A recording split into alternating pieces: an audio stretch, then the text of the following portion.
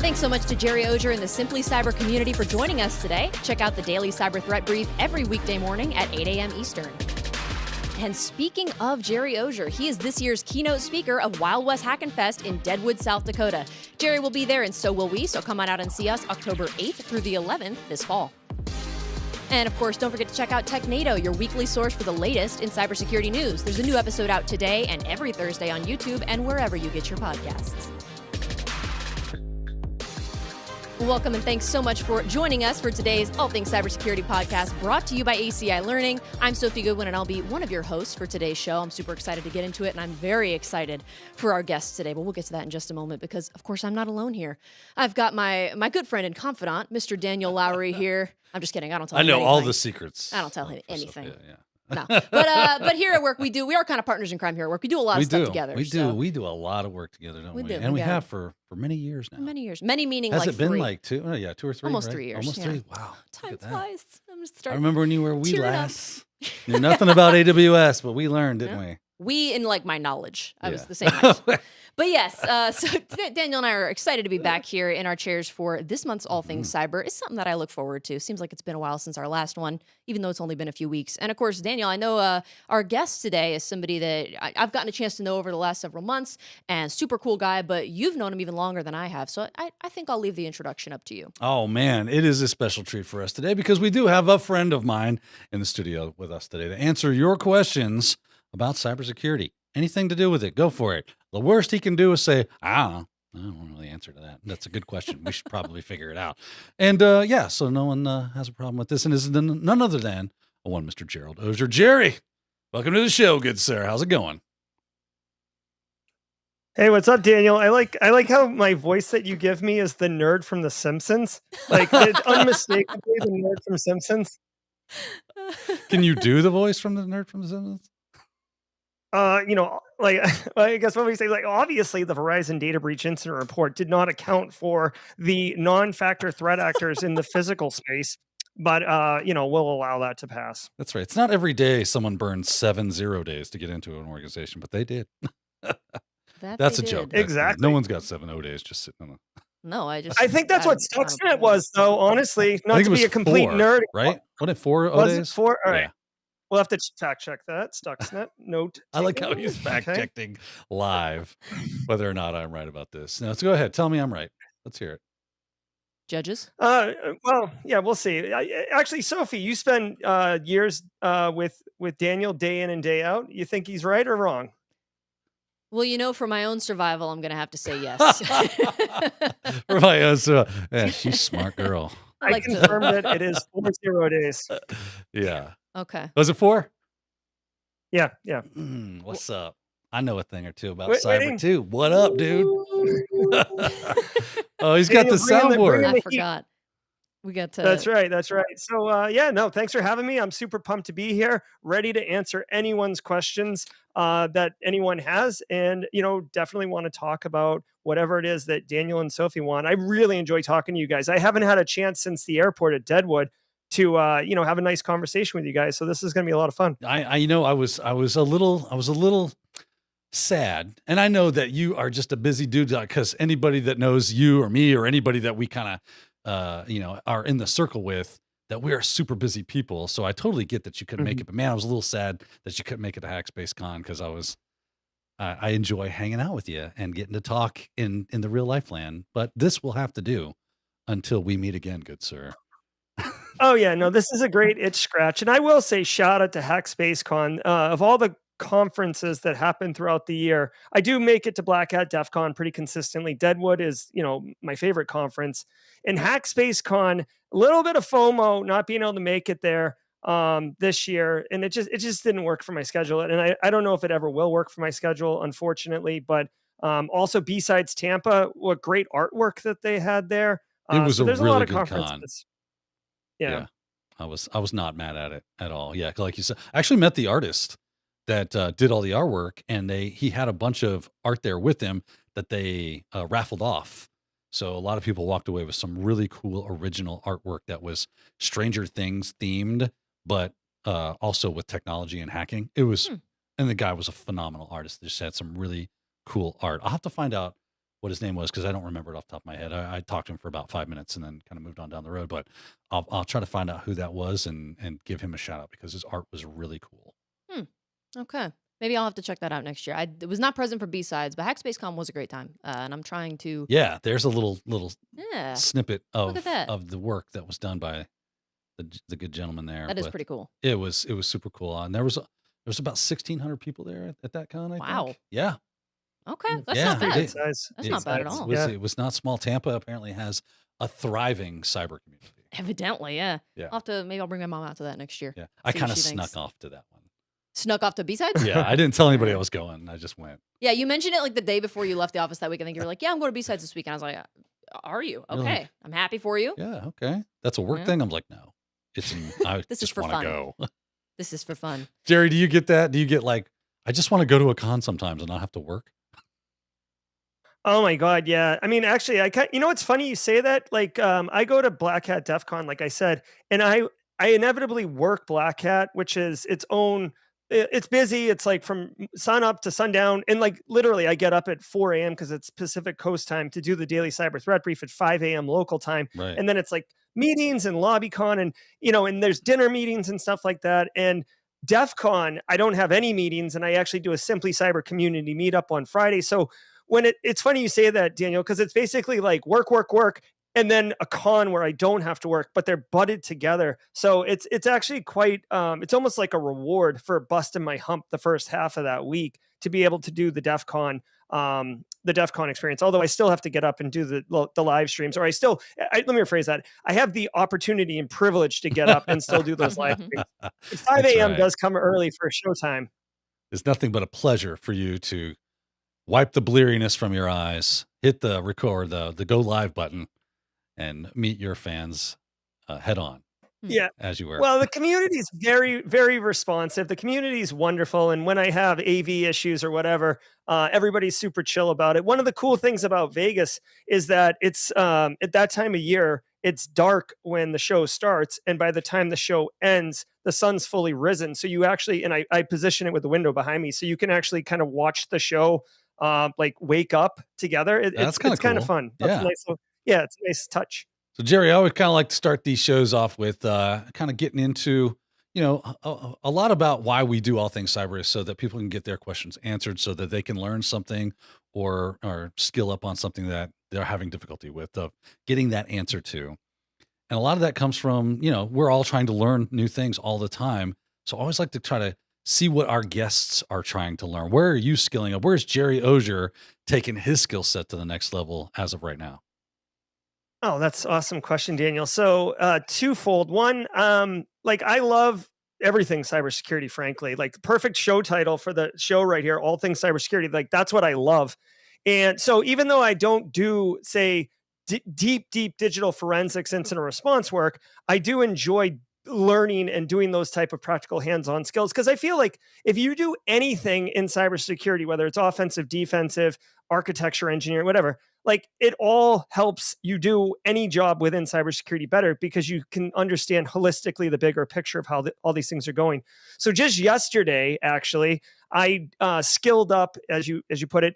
Eric Capuano has a blog, and it basically, he did a brand new blog post on Prefetch analysis, which is a cool thing that I had no idea existed in the Windows operating. I just became learned about this myself because we were doing an episode of TechNado, and something was talking about Prefetch information for analysis of malware. It's like, oh, that's interesting. What is this? I think TrustedSec had a great write-up for that. So if anybody's looking to learn a little more about what Prefetch data is and how that works through malware analysis, definitely do a TrustedSec lookup for a Prefetch. Hell yeah, definitely.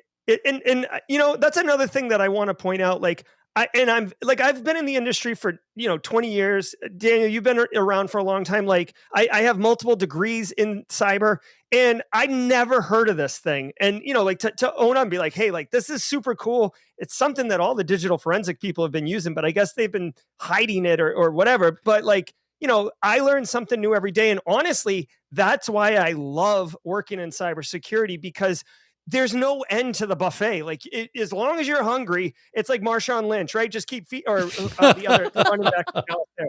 Just keep feeding them. So like you got to be a lifelong learner, but there's so much to do. So that would be the Prefetch analysis, digital forensics, but also, the GRC people got to get love, Daniel. I'm trying to make GRC socially acceptable. I told you that at Wild West Hacking Fest 2 years ago. Still on that mission, banging that drum. Verizon released their data breach incident report yesterday morning, and this thing is so hot that it's like hard to handle. It's cooking right now. So I've been kind of going through that, and I wouldn't say that's like a skill up, but the amount of data and the accuracy and just the pure pleasure of reading it, because it's written in kind of a very approachable way and kind of funny. You can really get an understanding of the current threat landscape, so you can look forward from a GRC perspective and be like, hey, there's an uptick in like this type of activity, like web application credentials overwhelmingly, where like the initial kind of way that threat actors were getting in 2020, well, from November 23 or November 22 to whatever, for the last year. It's not a calendar year. It's staggered by one quarter. But anyways, by understanding that, you can influence like, oh, hey, we should, what we should do? We should roll out password vaults, period, full stop. Like, I know it's wicked cool to have DLP or data loss prevention, but we need like credentials is where it's at. We're going to get popped. The percentages indicate that it will be because of credentials. Let's get that sorted out. So I love skilling up and getting educated in those capacities. In this report, it's literally my favorite report of the year. I know. There's a lot of reports to pick from, Daniel. I know that you're usually combing through all the reports, but this one's my favorite. Stack neck high. That's no doubt. I love how you glossed over. He's like, I told you while with Hacking Fest 2 years ago that I want to make GRC socially acceptable. The way that conversation went was just, we're sitting at the table after the big campfire dinner or whatever it is. And I said, what are you up to? And he's talking about how he's trying to make GRC something that's better. I said, Gerry, trying to make GRC sexy. And he goes, no, I wouldn't say that. More like socially acceptable. And I about fell out of my chair. Yeah, you got to set realistic milestones. Let's not shoot the moon. I like it. He's aiming for something just out of the grasp, something obtainable. Gotta be realistic. Yeah, exactly. Okay. That's right. I've started to get into it. I took your GRC masterclass and I enjoyed it. I had a good time. So I think you're well on your way, Gerry. I believe in you. I certainly did not expect you. I did not expect you to make a reference to Marshawn Lynch. That is the last thing I expected to hear come out of your mouth. Taking care of y'all's chickens. That's right. There he is. Take care of y'all's chickens. You got to. Wow. I love Marshawn Lynch. I think he's a hoot. He is. He's a funny guy. He was in like a Netflix show. Was like he really? he's up in everything. I also want to give a quick shout out to I try to keep the chat open on my computer, and Simply Cyber has indeed taken over our YouTube chat. Yes, sir. Probably our LinkedIn, I don't know, but definitely in the YouTube chat. They are everywhere. So thank you guys so much Simply for tuning Cyber in. Raid. You need one of those like a sound, something for your soundboard where it's like Avengers Assemble or something for your Simply Cyber community. That would be awesome. That's pretty good. That's right. Yeah, I mean, we use the anime WoW. That's kind of like the token like squad member. That's the squad, the Simply Cyber squad, #Team SC. I see them all in there. It's great. Yeah. I love the support. I love the community. I love what, honestly, like bigger picture. And if you haven't been in the community for a very long time, you may not know anything different. But like at one point, things used to be a little bit more, toxic or elitist or like, hoarding and there was gates in place. And some of those things still exist. But nowadays, like Black Hills, ACI, Simply Cyber, TCM, like there's like a whole bunch of different factions and they're all like, everybody's like rowing in the same direction. Everybody's like hop on board. Like there's no like us and them. It's just like us, like it's all us. And I love what it's doing for the community and the access to opportunities for people. It's just such a great time to be here. It's literally my keynote at Wild West Hacking Fest this year is going to be grounded in that principle. And in part of the outcome of that keynote is to actually give actionable guidance to people to help and inspire them to continue to push it further forward. Take what we have now. It's great now, but we can do better, right? We can push it harder and get more people in here. I love inclusion. Well, I look forward to hearing you talk, bro. It's always a pleasure because you always have great ideas. You always have good advice, which is why we enjoy having you here for today. Now, Thank you. that said, we got some advice to give out, I am sure, at least some questions that need answering. Yes. Sophia, Yes, I know absolutely. the questions are starting to fill up. Oh, they never end. They never Shall end. we then? Yes, we shall. And I know we've got questions from the Simple Cyber community as well as those that are joining us maybe for the first time. Now, this first one, I think I saw this trending on like Reddit or Twitter or something, or X, sorry. But this is from Cyber Warrior 894 on YouTube. It's a pretty kick-ass name. It says, I'm just starting my cyber journey, and I read on Reddit how bad the job market is. Any advice? I don't know if this is what you're talking about, but I saw like a viral post that was somebody basically saying that the job market is hopeless for computer science, software engineering, whatever.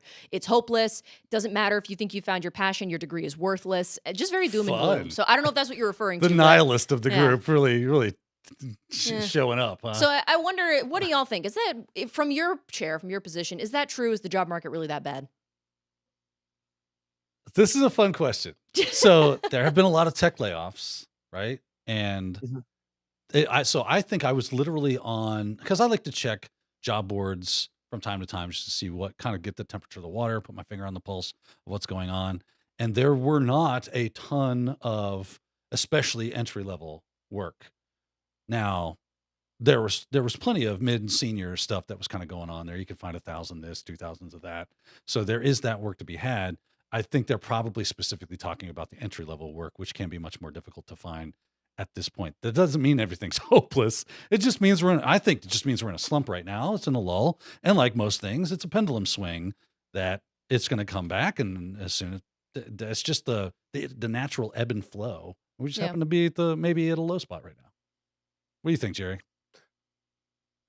So I agree with you that it has slowed and that there are a lot of senior level positions available, but I don't think it's hopeless. I think what people need to do, and thanks for the question, Cyber Warrior 894. I see you on YouTube there, so it's great that you showed up. I think there's a couple things that you have to be realistic about. So I'll tell a personal story. I graduated in 2003 with a bachelor's in computer science. And at that time, I thought like, oh, you just get a degree and then like you beat back the employers with like a stick. Like, oh no, like that offer's not good enough. Oh my God. Like, okay, like what kind of bonus do I get? And when I graduated, I like opened the door of university and stepped out into real world and there was nobody there. It was like crickets and tumbleweeds. And I was like, oh, this doesn't make sense. So I ended up having to like go work construction for like several months. I got wicked jacked, which is kind of a funny side effect, but obviously I didn't enjoy that. And I ended up getting a job after a while. Now, why do I tell that story? Because in cybersecurity, a degree alone is not enough to get a job. It's just not enough anymore, especially because cybersecurity is kind of like a trade at this point, like plumbing or electrical or anything like that. And you could have studied all of the greatest cookbooks in the world, but like when you step out and I say make me an omelet and you just like fry, just burn the egg, you're like, oh, I've never actually cooked.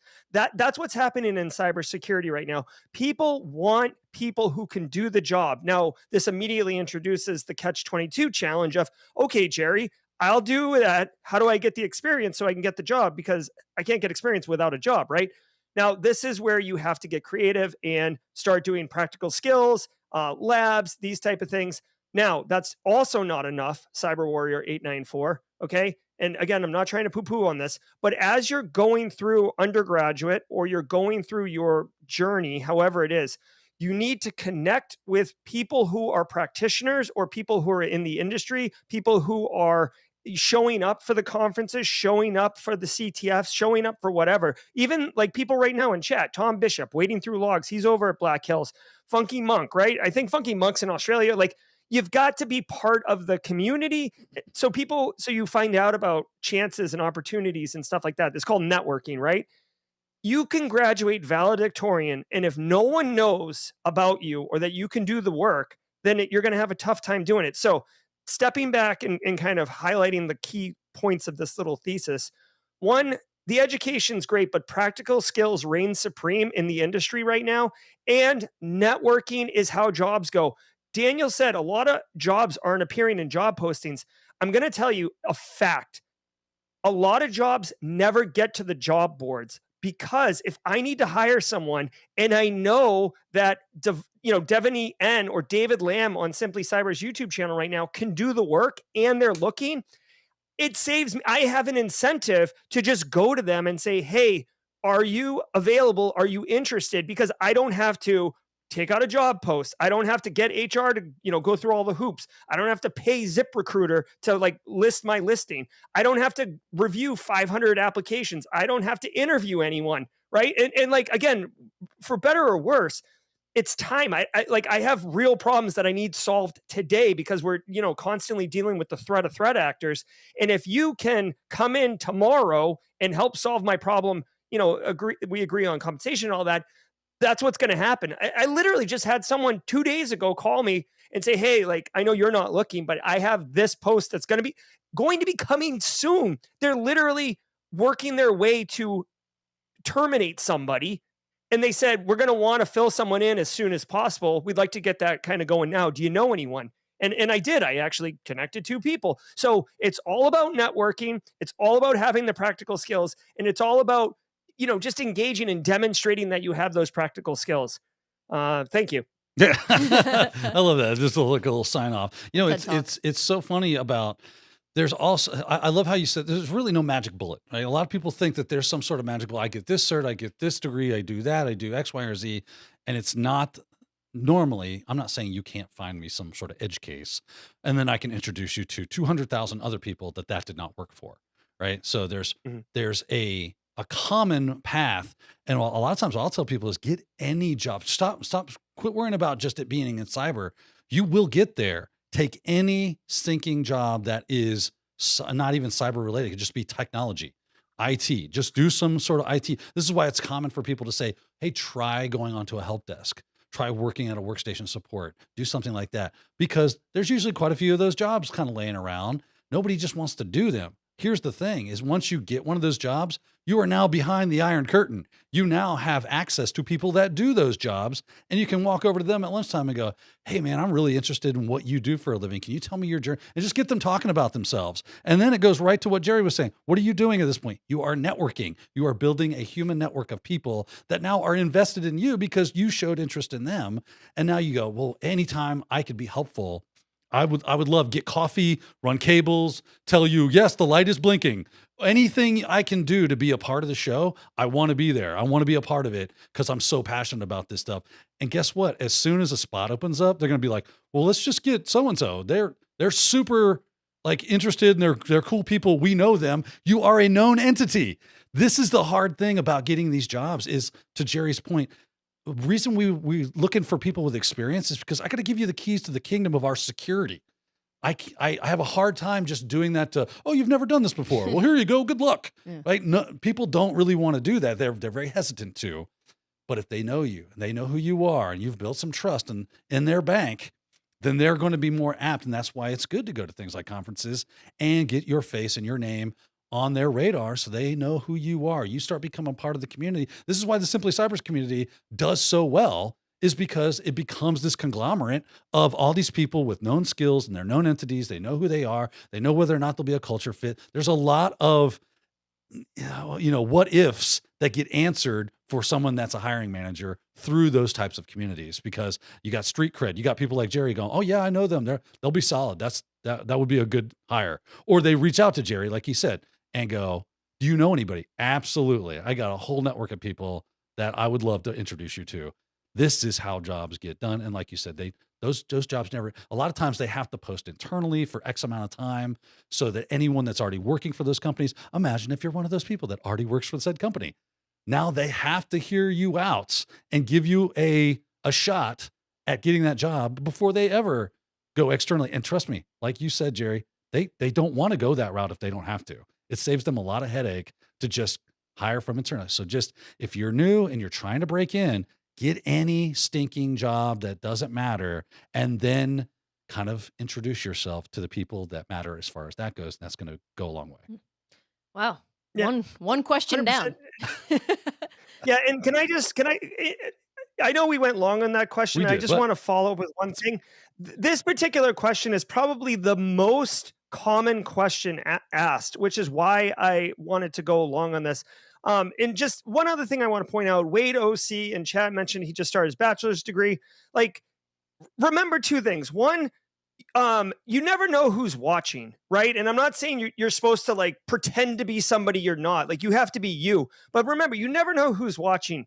And when you're going through your bachelor's degree, it's not like high school. You don't just show up, do the class, and get the heck out of there and be like, oh, like I can't believe I have to do homework. Like, it's almost like training you for work. So like, hey, why don't you ask? Well, first of all, do your homework on time and do great at it. Second of all, be active and engaged in class. Third, follow up with the professor. They're practitioners. They're people. They know people, right? I'm not saying you manufacture the relationship in order to manipulate it so you can get something from them, but like actively participate. You never know who's watching. And the final thing I'll say on this.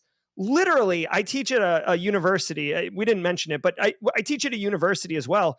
And I literally tell my students at the beginning of the semester, like, I have a friend who takes interns from my class. This isn't associated with the university. It's associated with me only. He owns a company. He takes like at least one intern every semester from this class.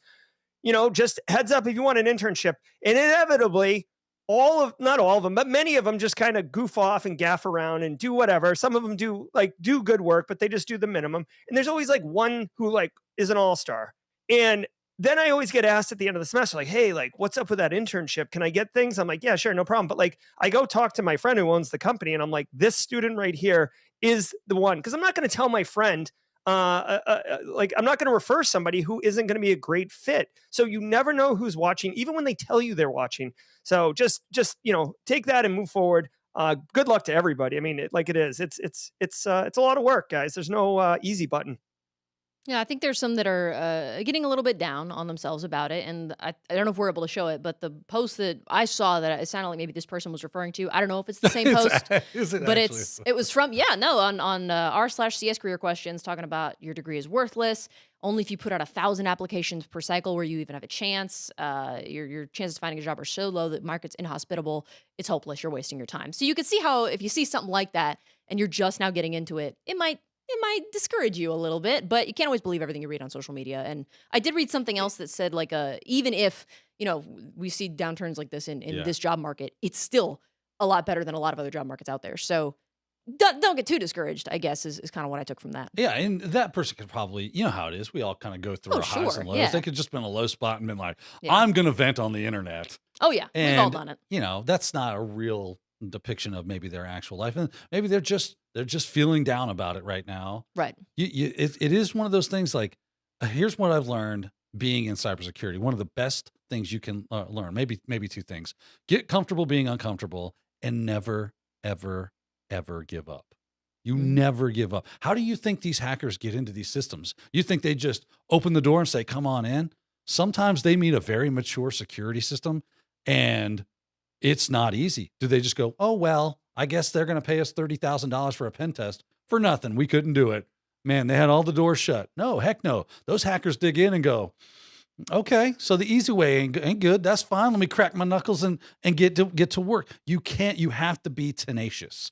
You can never, ever, ever give up. You have to always, with dogged determinality, go after these things. So yeah, vent when you're feeling low, and they'll have some people come by and go, it'll get better tomorrow, and keep trying. Just never give up. Yeah, absolutely. I agree. And it looks like Gerry does too. Hopefully we gave enough of an answer for that one. Cyber warrior. Hope you're happy with that answer. Keep warrioring. Warrioring. As long as you're not lollygagging. Anyway. Yeah. We've got plenty of questions that we can get through here. We got people watching on YouTube, Zoom, LinkedIn, etc. So this person's watching on Zoom. David wants to know, what is the next big thing using cybersecurity in the area of cloud computing? Interesting. Good question. Yeah, what's the next big thing in cyber in the area of cloud computing? Oh, wow.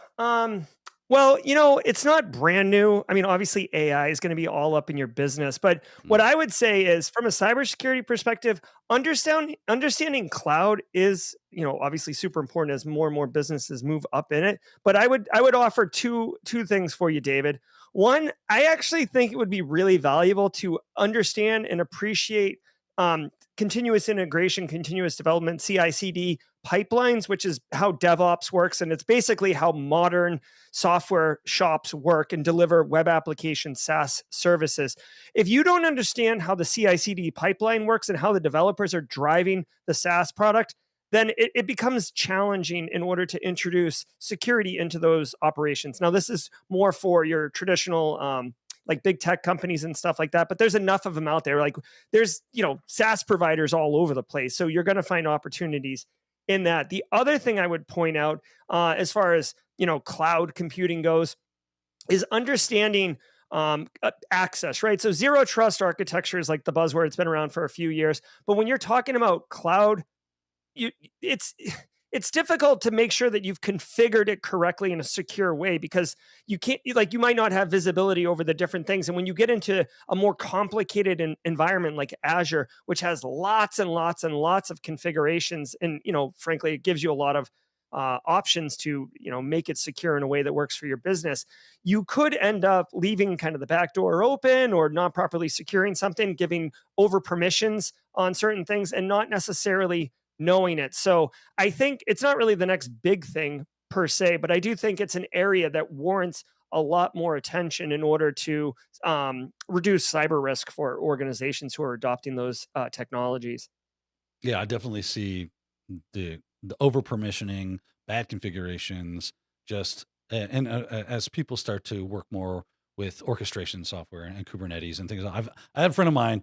He's a lead pen tester. He said, I have one client, they didn't even know what S3 was, and yet they have S3 buckets. I'm like, that seems interesting.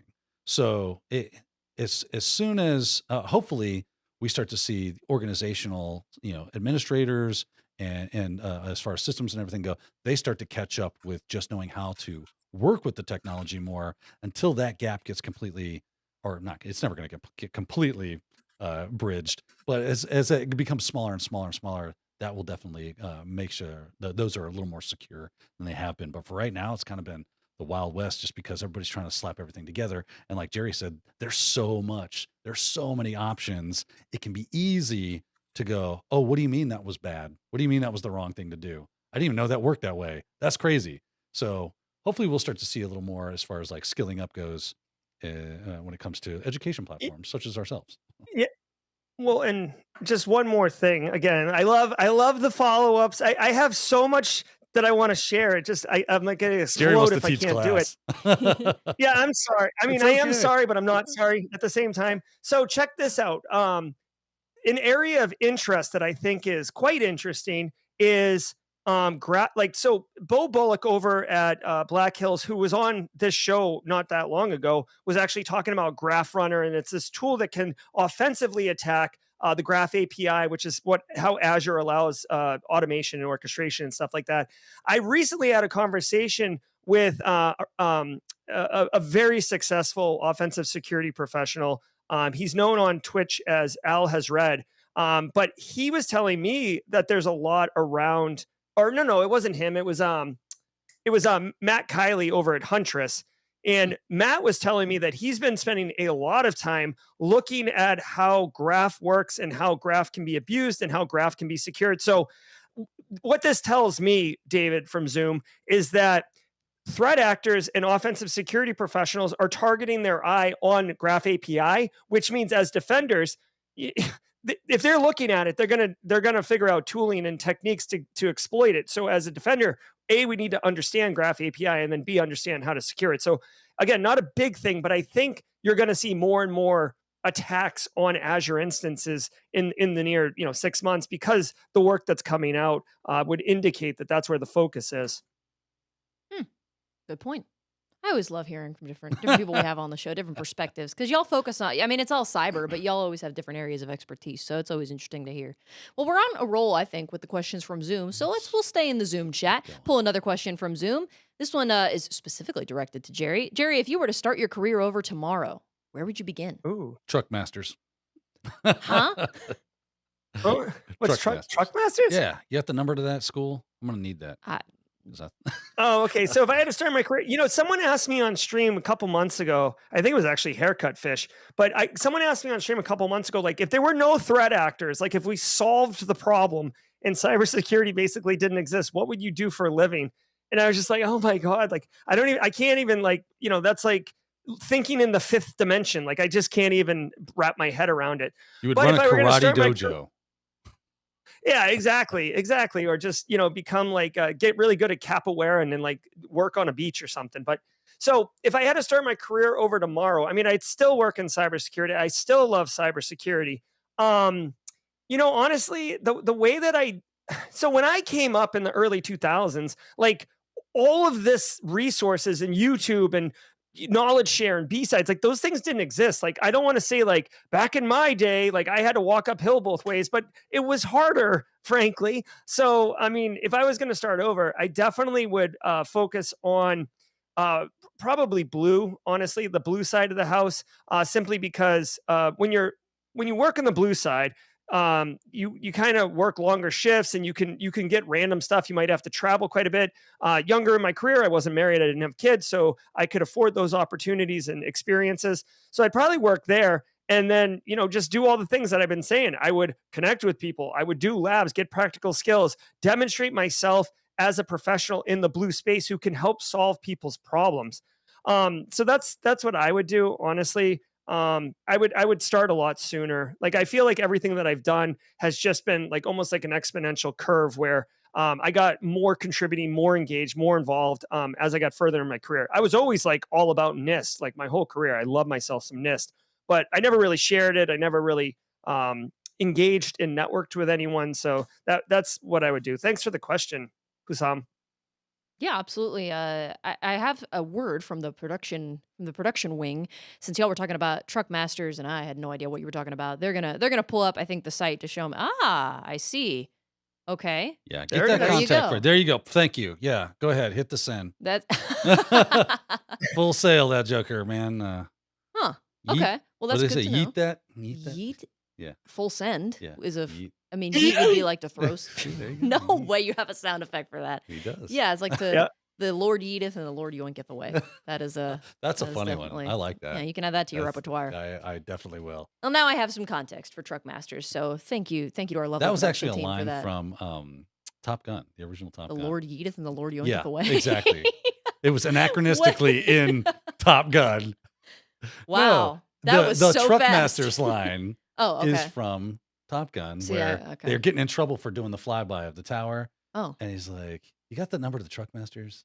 I'm Oh. gonna need that because he thinks they're getting ready to get I see. expelled from the military." Okay. Wow. I That only is saw. a super deep cut. Like, Yeah, I I only saw thought that I movie had once. deep cuts. That was deep. I would not have remembered that. I only. Anthony Edwards, ladies and gentlemen, Okay. his contribution. I'll add it to my list. I have a never-ending list of. I've seen it, but I need Okay. to apparently rewatch. Yes, I've seen Yeah. Top Gun. Ooh, Don't come at me. I've seen it. We'll continue on with our questions though. We'll switch over to LinkedIn really quick because we do have a couple different channels going with the feed. So MS from LinkedIn wants to know, what is the most efficient way to get hands-on experience with cyber tools if you're low on cash? I would also like to know this. I'm Gerry, low on what would cash. you do? You gotta get some of that experience so you can slap it on the old Oh yeah, res. no. Where are you going? So MS, I mean, you'd absolutely. So here's the thing: like, you can do almost everything for free, right? It like what you're exchanging is time, right? Because maybe like the lab you run is running on slow. You do need a computer, right, or access to a computer, but maybe you're running it on a slower machine, so it just takes longer to do things, right? Which is why, if you do labs that are hosted and stuff, you get access to some opportunity. Now, hands-on experience, the first question, MS, is what do you want to do? One thing that is worth noting is when you say and I'm not saying you, MS, specifically, but like when you say you want to work in cyber, that's like saying you want to work in science. Like, a rocket scientist and a botanist are going to train on two wildly different sets of tools, right? One's looking at like thermodynamics and one's looking under a microscope. So if the rocket scientist studies how to use a microscope, that doesn't really drive them towards their ultimate conclusion. So first thing I would say is, what job do you want, MS? Like, let's say you want to be a SOC analyst. Cool. Go look at SOC analyst job posting and see what the recs are, see what tools they're talking about, see what techniques they're wanting their candidates to have. There's your training plan. Now go look online for online labs that do things that involve the things that were in that job posting, right? Because that's what the skills are that the market's wanting and will pay for. So for things, so I have a video for like a million different things, but just sticking with SOC analyst, I actually have an entire series on my YouTube channel. I'll link to it in a second, but basically it's from Eric Capuano again. And it's a blog series called So You Want to Be a SOC Analyst. And it shows you how to stand up an EDR solution, a Windows machine that you completely nerf down so it's completely vulnerable. Then you set up an attack box and you actually use a post-exploitation tool called Sliver to exploit that Windows machine, which, by the way, you'd be like, wait a minute, am I learning red team stuff, pen testing? You are, but that's like almost like ancillary and extra, right? You hit the box, the victim, you see it alert on the EDR solution, the console, which is what SOC people will be using. And then you go, okay, so now let me do detection tuning, which is a more advanced skill. Run the same attack, almost like you're purple teaming, see it get caught. Yeah, there's Sliver post exploitation. That's on GitHub, absolutely free. Lima Charlie EDR solution, you can have up to 2 agents, absolutely free. Windows OS, you can download eval versions, absolutely free.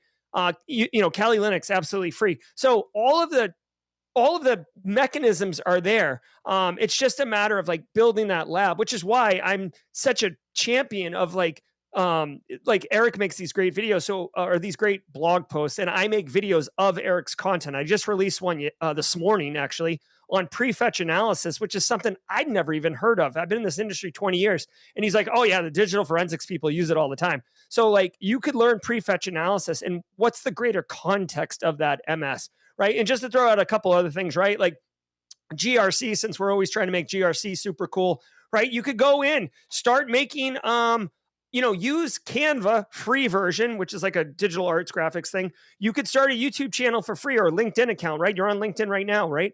Make some like very simple information security awareness content. Hey, like password vaults are where it's at. Hey, don't fall for these SMS text messages about fake toll booth fees, and post it. But consistency is key. One a day, or hey, it's MS's Monday cyber tip of the week, and do that for 50 days. First of all, you're going to get demonstration that you're the person that people go to because like, oh, he or she is doing it on the reg. Second of all, you're getting experience doing it. It's a less technical thing, right? GRC, but it's still using the tools to be able to convey cyber risk reduction in this capacity, educating end users on best practices using tools.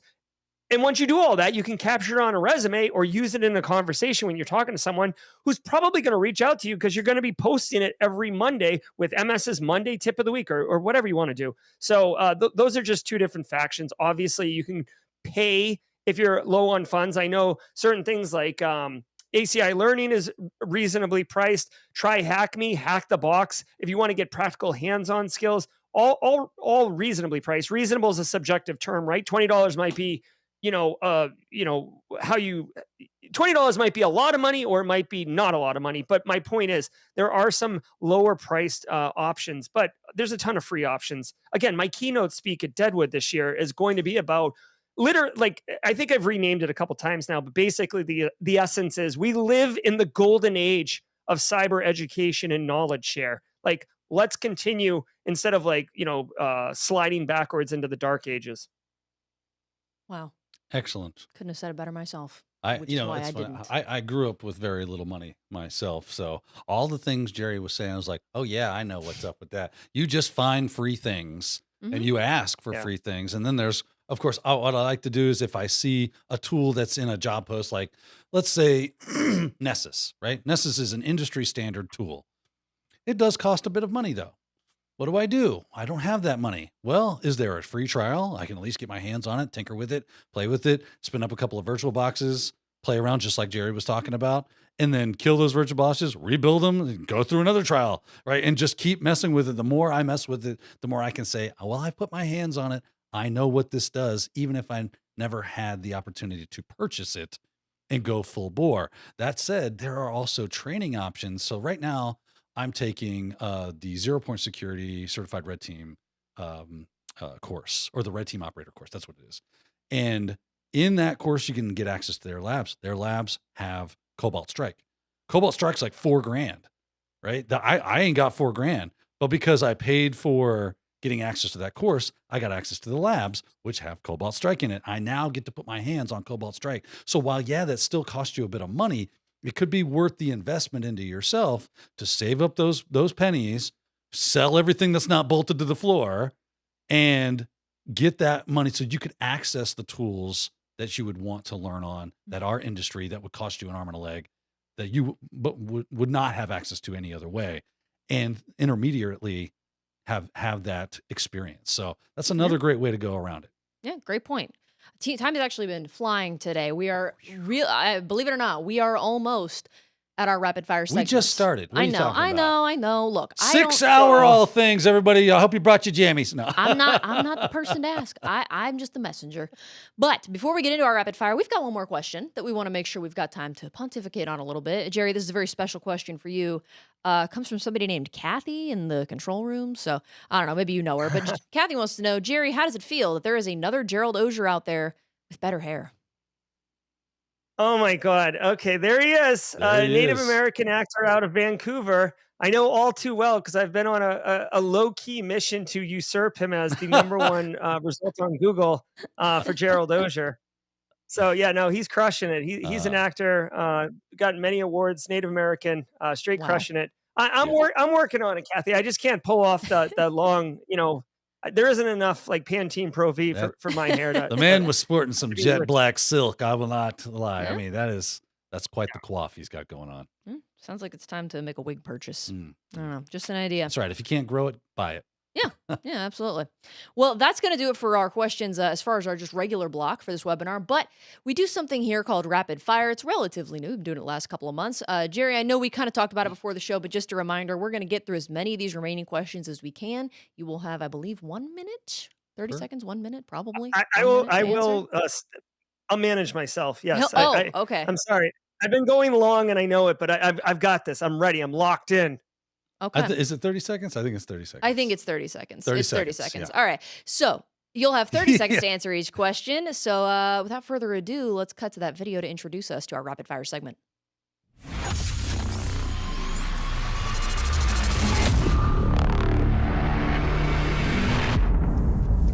All right, Daniel and I are going to ping pong back and forth and deliver those questions. So first up, where can you go to get more either certifications or training in cybersecurity while looking for employment? Where can you get more either certs or training? I mean, just come to Simply Cyber. There's like a million resources right there. And connect with people. Ask people in like the Discord servers, like, hey, where are you guys getting training? Like, look at Black Hills or Anti-Siphon Training does training all the time. That's like very reasonably priced for $0. Certs, I wouldn't get a cert unless the job post says that they want that cert. Awesome. You did it, Gerry. I'm so proud of you.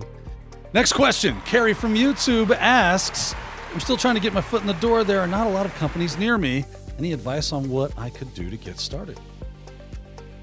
Yeah, hey, Carrie, what's up? I think the best path is make sure that you set a plan and then execute on it. I know, Carrie, so it can get challenging where you're like, oh, maybe I should do this or maybe I should do that. Just foundations, get the Sec Plus, which is a cert, but it's one that HR gatekeeps on, and start focusing on a specific role. Focus on GRC or focus on SOC analyst. Get the skills you need for that entry-level role and be networking with people about that capacity, specifically in those communities. Wow, right on time. He's killing it. Right on time. All right, next question. See, we just got to make it the thing, and then Gerry can do this. Oh, yeah. Next question comes to us from Zoom. Is cyber not for entry level? The more I apply for jobs, the more I feel it is not. So there is a little bit of a misunderstanding. When you say entry level, that doesn't mean that you like you could take anyone who has zero background and be able to plug them in. There is entry level jobs, meaning first role in cyber, but there is some understanding and expectation that you understand IT. The thing is that if you're going to stop something from doing something it shouldn't, you have to understand how it's supposed to work correctly, the normal way, so you can see anomalous behavior. So John Strand's keynote speak for Simply CyberCon 2023 actually goes into great depth on this. So if you stay in chat, I will definitely share that link with you. Gerry's on a roll. Fire. Mr. Black from YouTube has a great question for you. Are there any hopefully in print cyber academic journals or collections of white papers that have a good reputation? Oh my God. So check this out. This is a super deep cut. Okay. I think it's called the WEIS, like the WEIS. There is a faction of academics who study the economic perspective of information security. Dr. Ross Anderson, who unfortunately just passed away recently, was like leading that. It's so cool. The economics of information security. At the end of the day, money drives businesses and budgets and concerns. And it's really interesting to study the economic impacts on cybersecurity. I would love that. At WEIS. Okay, wow, right. Again, right, cutting on it close. That dinger, yeah, We're cutting that's it close. good. This next one's a little bit more time sensitive. Corey says that they have an interview tomorrow for information security governance analyst at a bank. Any advice or tips? Yeah, 100%. So I actually messaged Corey 4 different videos in YouTube on Simply Cyber, so go look at those videos. But here's the deal. Make sure that you understand fundamentally like what risk is, obviously what governance is, what compliance is. But aside from that, way to differentiate yourself, look at the news today or yesterday and look at an actual big headline story and read it and understand what happened and kind of be able to speak to it. Then bring it up in conversation. 1, it's going to make you more comfortable. B, you're going to demonstrate that you stay current. And C, you're going to show to them that you actually are thinking about the bigger picture, not just memorizing answers to like, what does risk mean? Okay, go. We're not going to cut you off. No, we wouldn't cut you off. We'll just glare at you really intensely. That said, we got Jason from Zoom who asks, is there an AI certification to go with GRC? Oh my gosh. Google just released an AI training or cert recently that Gerry made me aware of. I don't know of any AI cert that's out there. What I will tell you is straight cash, homie. Straight cash, homie. AI is filling the vacuum of everything right now. So I guarantee you some for-profit companies are going to create an AI cert for GRC very soon. There'll be AI certs for every single thing pretty soon. So I don't know of any, but the market would suggest that there's absolutely going to be some because straight cash, homie. All right, well, speaking of certs, Jennifer from Zoom wants to know, what are the most valuable security certs, in your opinion? Oh, great, Jennifer. So again, it depends on what dimension you want to go into industry. Security Plus by CompTIA is seen by many, and I push it because HR uses it as a entry-level cert, right? It's an easy way to say they have it. Yes, they have it, trash can. They don't have it, trash can, right? It's not fair, but it is a reality.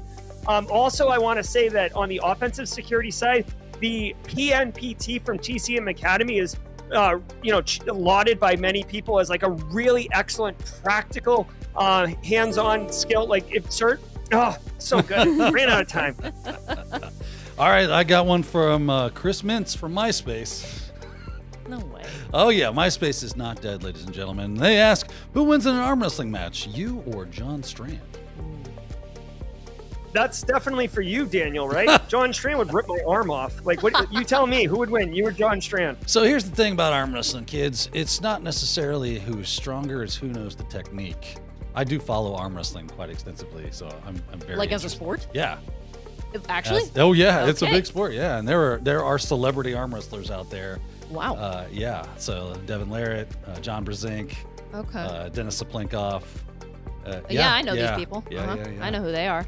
So you have the strategy, so you probably would win. It is definitely I probably know a little more about the strategy. I don't Right know. now I got a broken wing, so He looks pretty intimidating. I don't know. John probably Look snapped at into that. they're Yeah. drawing Maybe we attention. can set that up. Look at the pipes Set that on up Johnny. second test, right? Yeah, we'll do a main stage. It's me and John Strand, mano a mano. Oh boy, yeah, that's gonna be one of the workshops. Before this keynote talk, I'd like to bring up to the stage Daniel and John. Let's go ahead and get this on. It's funny. So InfoSec Pat asked me to arm wrestle him because he's apparently also into arm wrestling. Oh. And I okay. said, I can't do it this year. I gotta get my arm fixed.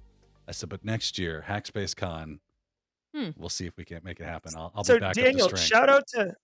shout out to James McQuiggan. Are you going to wear a baseball cap and turn it around Absolutely. right before you See, go in? it's like a switch.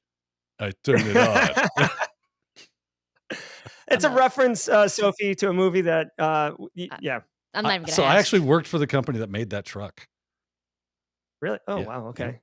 I did. It's the tractor trailer episode. It was here on All National Things Truck Cyber. Driving School. Yeah. Wow.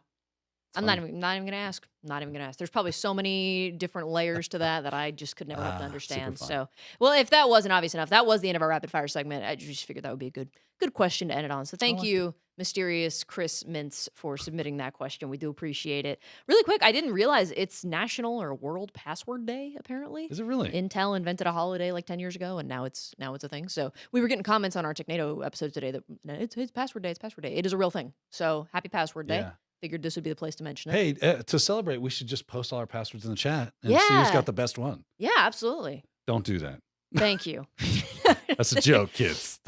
Thank you for clarifying. It's your social security number what we want. And mother's maiden name, too, would be helpful. Yeah. Mm-hmm. What's that first pet you were so What street did you grow up with? on? Yeah. We just want to get to know you. Just throw those things in the chat. Don't do that, please.